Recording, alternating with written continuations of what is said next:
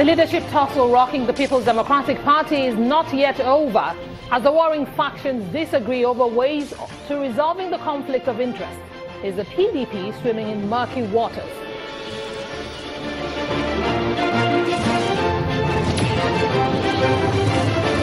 And the crisis rocking the People's Democratic Party takes a new dimension as the party's national chairman, Ali-Modu withdraws from former President Goodluck Jonathan's peace moves. That's our focus on the program.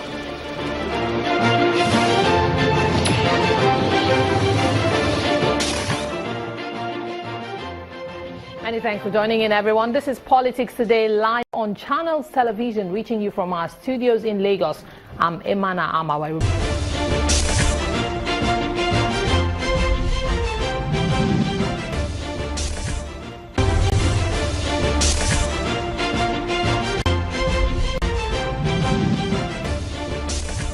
Many thanks for staying with us. Now to our focus for the day, the PDP leadership. The party has been riddled with crisis for some time now, following the February the 17th appeal court judgment which upheld Senator Ali-Modu as the party's national chairman. The party's caretaker committee rejected that judgment and took the matter to the Supreme Court. Well, run along to April the 6th, after several consultations, former President Jonathan convened a meeting of the PDP stakeholders, all in a bid to resolve the problem on ground. That meeting did not end on a very pleasant note.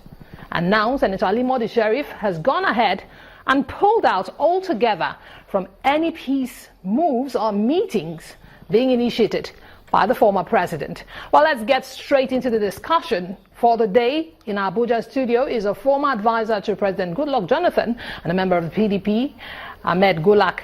Thank you for joining us. And here with me in our Lagos studio is a PDP chieftain, Segun Showumi. Thank you for joining us. It's a pleasure. Well, let me start with you, Mr. Ahmed Gulak.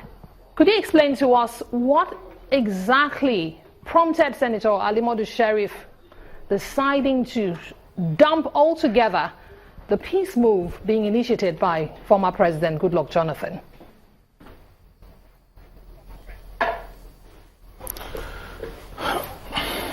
I can't hear. Well, Mr. Gulak, what happened really was there was a Peace and Reconciliation Committee, standing committee of the PDP, led by Governor Saraki Dixon of Bayelsa State.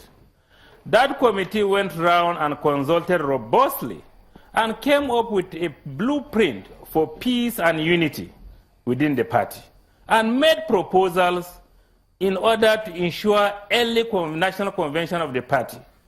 Senator Ali-Modu accepted all the proposals, and the former President Goodluck Jonathan came in to build on that so that this matter should not be pursued any further in the Supreme Court, so that all the stakeholders can come together and have a political solution rather than the legal conclusion.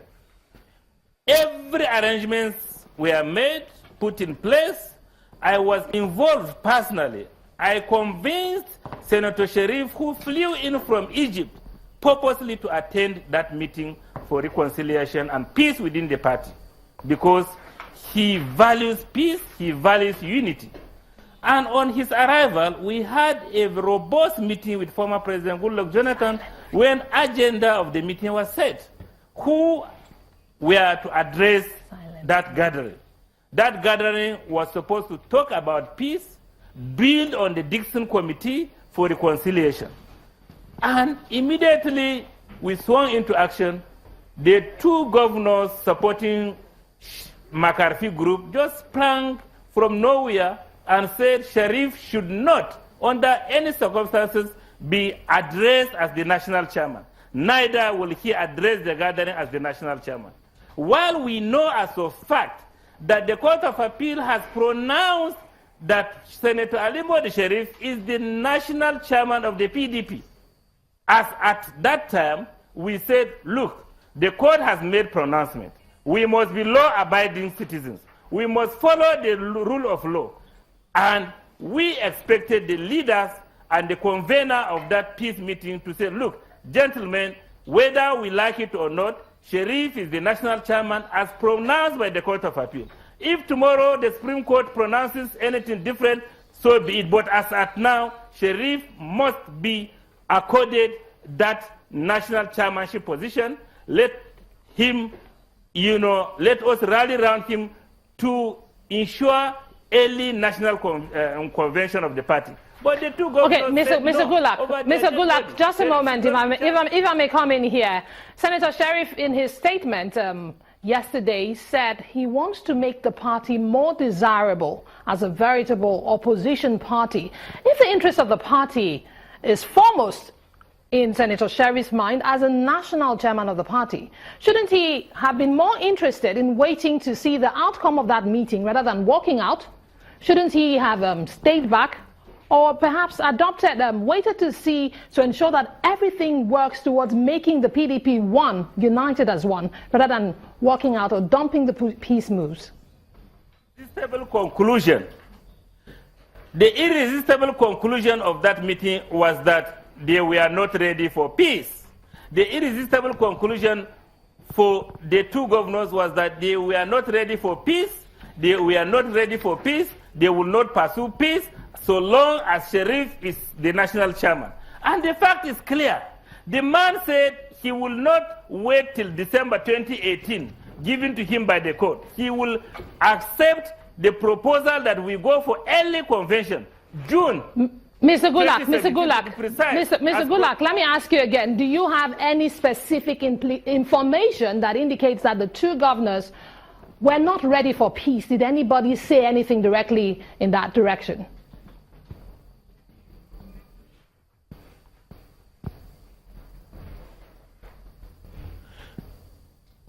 Mr. Gulak, you don't need any other evidence when Governor Fayashe has come out clearly before that day and on that day that Sheriff cannot and will never be the leader of this party. Because you have immunity does not mean that you engage in impunity. What is impunity there? What I'm saying is that a court of competent jurisdiction, a court of record, court of appeal has said this man is the national chairman. He should stay there till 2018 December. For political solution, the man has said no. Let us do early convention. Let us come together. The former president has called us, has convened for this meeting. Let us come together, respect him. Let us do early convention. All right. Just a moment, Mr. Gulak. Let me bring in Mr. Showumi here. Mr. Showumi, the reconciliation moves initiated by former President Gulak Jonathan has finally collapsed as it stands. What does this portend for the future of the PDP? You see, I listen to Gulak often, and sometimes I ask myself, does he really understand what is at stake? In the first instance, everybody is aware that, yes, the Court of Appeal made some pronouncements. But had the pronouncement of the Court of Appeal gone down well with the teaming members and leaders of our party, there would be no main issue. Insofar as that problem still existed, it was not wrong for anybody that has a bit of influence to try and find a way to solve the problem. Therein came the Jonathan reconciliation effort. Gulak is talking rubbish.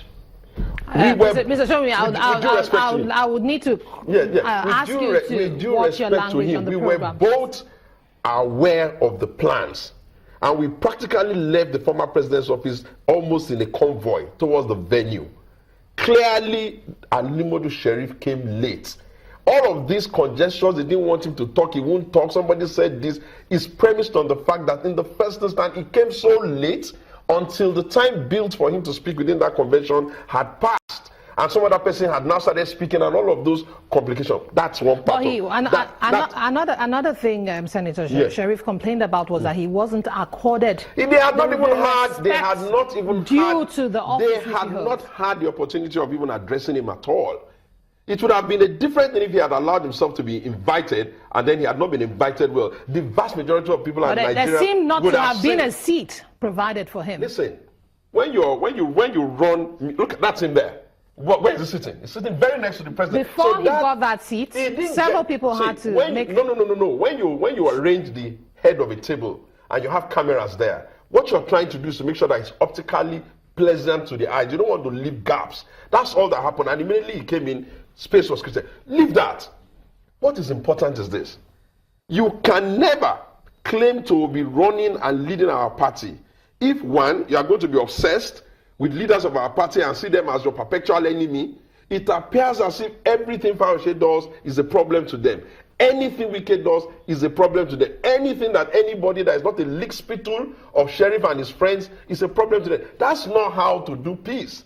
Once you have a temporary relationship that says, okay, you are managing the process for now until the Supreme Court makes its final pronouncement, you owe it to yourself and even the party you say you want to rule to make sure that you're the one that will calm down for them. For, in any case, for the time being, the legal pronouncements have been made. So it's not unusual that people whose nerves have been frayed may speak in a manner that may be a little bit irritating. But you need to calm down and get everybody to come out. You can't walk out on the former president of our party, okay. Number one. You can't go to the media and start making pronouncements as if in PDP, yourself and Jonathan are mates. You can't make pronouncement to say that just because the court has said you are the court of appeal chairman, you are the most important person in our party, every other person should go to blaze. It's not going to happen. Okay, Mr. And made worse is the fact that they don't even have this legitimacy in the minds of the people. Before we proceed on this matter, would it be proper to say that the problem with the PDP has to do with individuals putting their self-interest above that of the party? Because you've reeled out a couple of names. You've said Senator Sheriff did not pay due respect or didn't show propriety in dealing with the former president and some other leaders of the party. Isn't this a conflict of individual interest being put ahead of, on both sides as a case is? There is a soul to any political organization. There is a way we know UPN in the former time. There's a way we know NPN, just to borrow former organizations that have existed in this country. There is a way we know PDP. And when those who understand the way our party is begin to see that something is amiss here, if you start to walk out on our leaders, if you feel so pumped up to the extent that you say, oh, I'm not going to do peace with the former president, I'm not going to do this, in what capacity and what have you ever done for that party to warrant and to give to yourself that audacity?